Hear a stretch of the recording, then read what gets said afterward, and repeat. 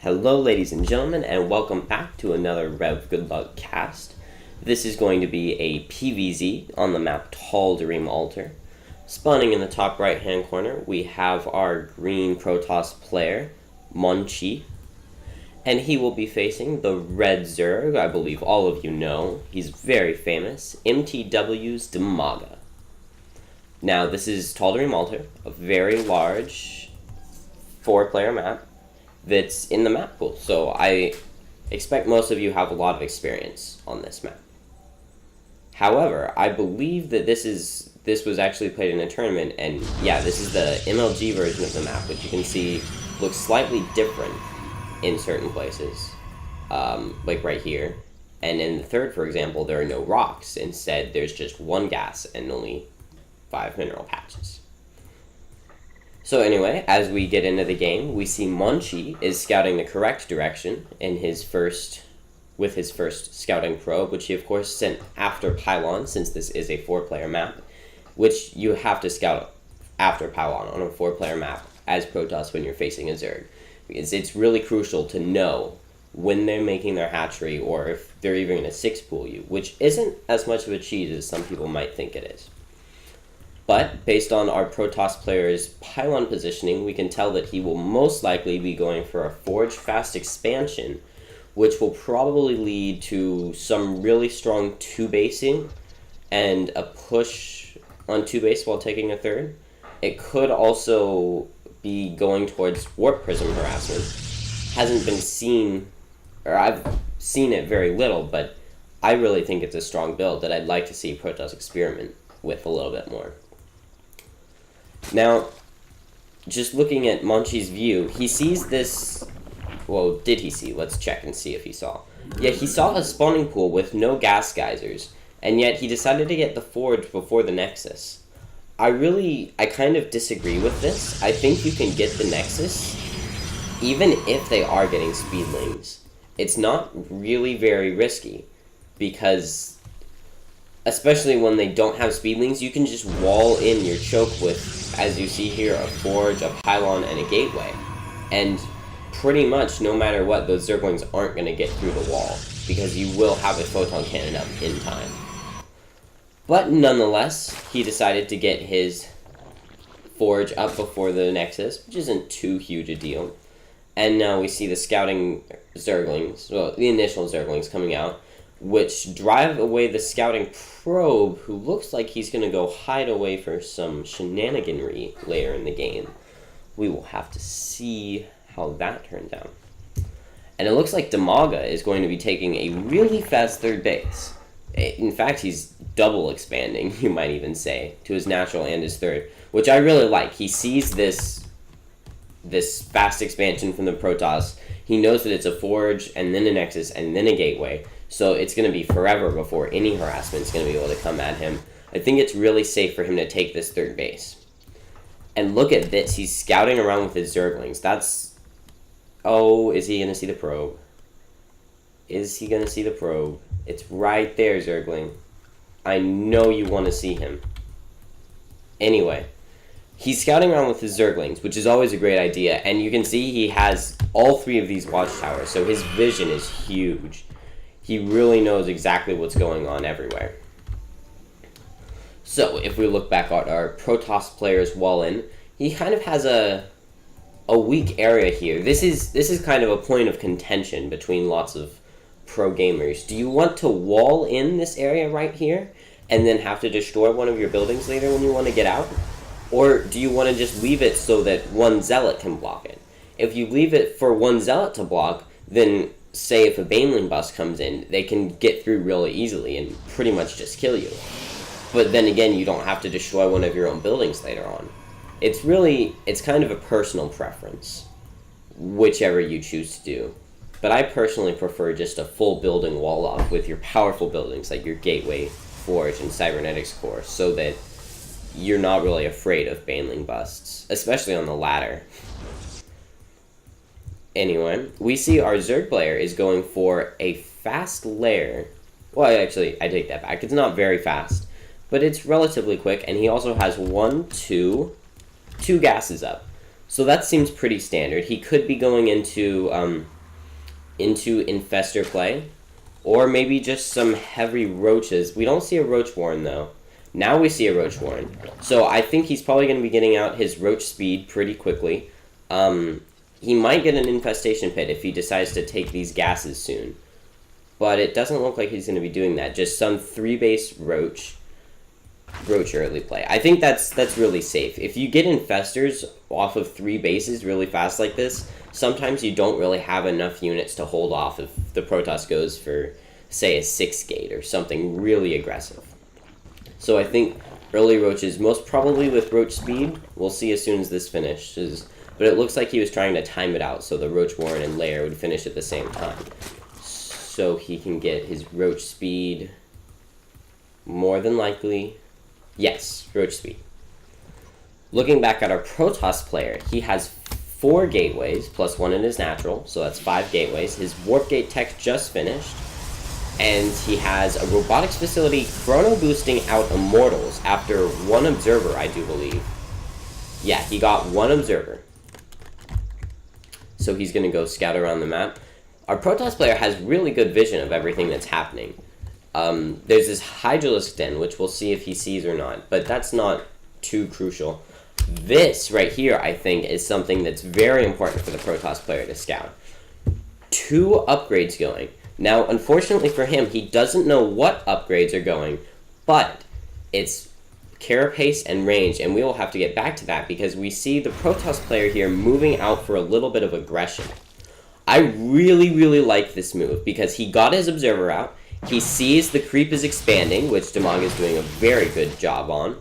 And also Monchi knows that Dimaga doesn't have very many units. So he can pressure like this and be perfectly safe, and he's forcing Dimaga to make 11 roaches right now. So, and look, he's just falling right back. That's exactly what he needed to do.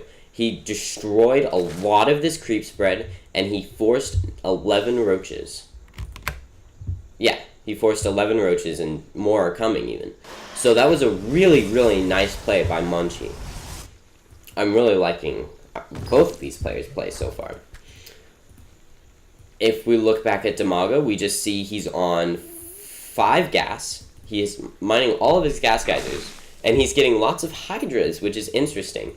He doesn't have his Overlord speed. One of the things I really love to see from Zerg players is getting fast Overlord speed and Roaches and Hydralisks along with your +1 upgrades for both carapace and ranged attack, and then you just make an Overlord creep highway all the way to their natural or their 3rd base. On this map, their 3rd base would be a much better location.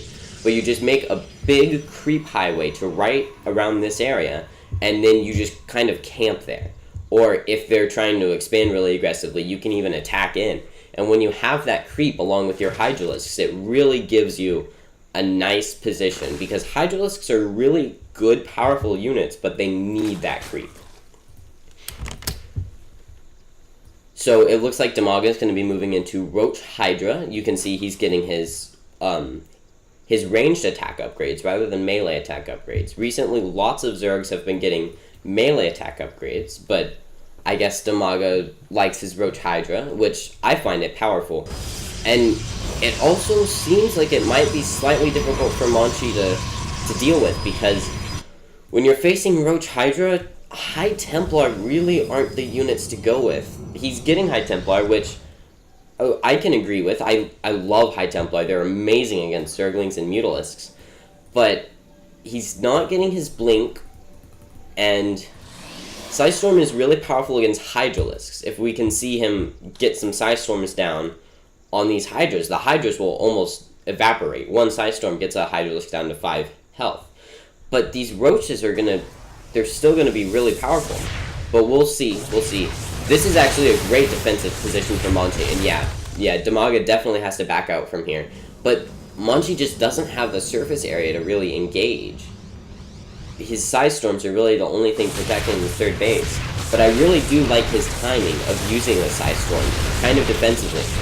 But here, if you notice, Dimaga's only sending a couple units out at a time. And he's mainly sending his Roaches because they have a lot more health and they can really tank through the High Templar blasts. But Dimaga needs to be really careful, because as you can see, Monchi's army, its really powerful points are the High Templar and the Immortals, which they work well together, but also he only has Zealots as his backup. He has a couple force fields, but mainly Zealots and Immortals are his meaty units, and his Templar are going to provide that Psystorm, which will be really good against the Hydralisks. But if the Psystorms miss, or if they don't manage to kill all the Hydralisks, I really think that Monchi's going to have a difficult time taking on this Zerg army. But, nonetheless, we see our Protoss player. He's really powering up with a lot of gateways. I really like this play. Especially on 3 base, you can afford to just have 13 gateways. You really can, and then that allows you to get out so many units. We can see that Dimaga's already maxed, and Monchi he's far behind in that. But that's really just the way the ZVP metagame works. The Zerg just gets maxed way beforehand, and then they can take expansion after expansion while they kind of leave the Protoss player behind, which is one of the reasons I feel Protoss is struggling. Also, having 4 probes and gas doesn't really help. But we'll see. It looks like Monchi's just about getting ready to push out. And I don't know. I think he does have a pretty strong unit composition, but I'm slightly afraid he has too many Zealots and not enough Stalkers. We will see, though. Without Colossus, it can be really difficult to deal with Roaches.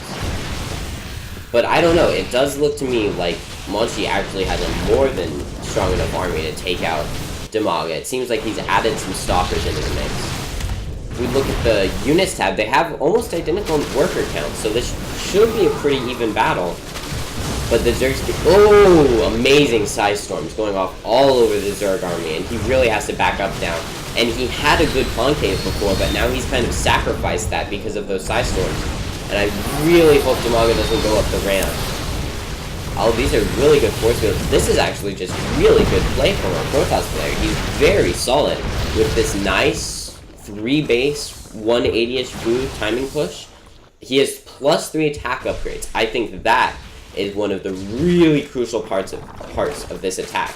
The Zerg player, even though he got those really 2 early evolution chambers, he's only just about to finish his 2-2 upgrades, which I feel is really, really slow. He got really fast upgrades early on.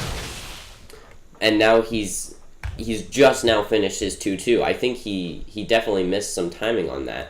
But now the 2-2 is finished, so he's going to be pretty strong against this Protoss army, which now consists of a lot of Stalkers. I think it really, the Zealots, they're meaty units that you kind of have just so that you can sacrifice them, because you have to have something early on, and then later on you can get lots of Stalkers, and then you get this death ball that can blink around and chase armies like this Zerg one that we see here.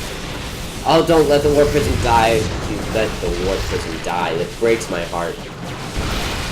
Oh, but I'm slightly afraid for Monchi here, because Dimaga is producing almost 45 Roaches all at once, and really, I think Monchi either needs to go home or target this 5th base. Does he have any vision? He hasn't seen the 5th base, so he thinks this 4th base is all there is. And I think he can easily take out this 4th base. But he needs to be really careful, because he cannot assault this natural. And I think if Dimaga is fast enough, he could easily move all of his Spine Crawlers to his 3rd base if that's under attack. So I really think that Monchi should be sending his Observer around to scout for more bases. Every game I play, if I have a robotics facility, I like to get 3 Observers minimum. Unless maybe in Protoss versus Protoss, then you really need your Immortals. But you really should have lots of observers so that you can fly around and scout the map. But really, it just seems like Monchi's army is going to be too powerful for Dimaga to fight against, and like I said earlier, he's moving his Spine Crawlers over, but those take forever to burrow, and he just doesn't seem to have really the units that he needs to take on this army. I really would have liked to have seen Dimaga get out some infestors. You can see he has his infestation pit, but he didn't even research pathogen gland. And, you know, he has his 2-2 upgrades, but his 3-3 upgrades are... Actually, his attack is almost done, but his carapace is not even started. really, I think that Dimaga kind of just got the wrong units. Once Monchi was able to get rid of lots of his zealots and just mass uplink stalkers, he really got an effective unit composition to deal with Dimaga's army. And at that point, there's just nothing for him to do. So Dimaga's forced to GG from the game, and that really can show the power of a 3-base Protoss. And it shows the strength in choosing your unit composition. Once all of his zealots were gone, he had to decide what units to make, and stalkers were definitely the right ones. Anyway, thank you for watching, and look forward to my next cast. Thanks, guys. Bye.